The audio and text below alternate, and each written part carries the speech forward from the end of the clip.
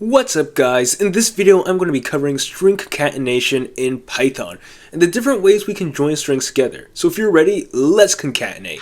First off, string concatenation is just joining multiple strings together to form one string. You can kind of think of it as having a relationship. Honey, you wanna be joined? So for an example, we have one string with the word snow and another with the word man. Using concatenation, joining these words together would be snowman. And of course we could combine more words than just 2 or 3. So now that's string concatenation in a nutshell, but there are many ways to combine strings together. Let's take a look at the 4 main ways we join strings.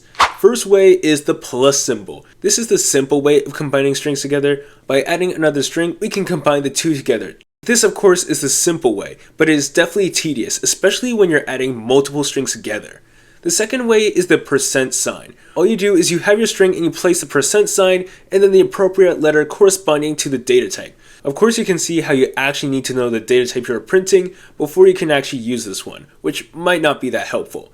The third way is the dot format, and of course this bad boy is my favorite. Using this one, it's fast, simple, and short. You don't need to know the data type of your variables, and it works with everything.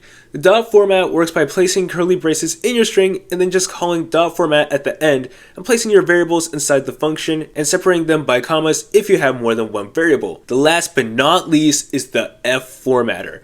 This is more of a complex topic, but I'll cover it anyway. This is sort of like the dot format, but instead you can directly add your variables inside your string by placing them between 2 curly braces.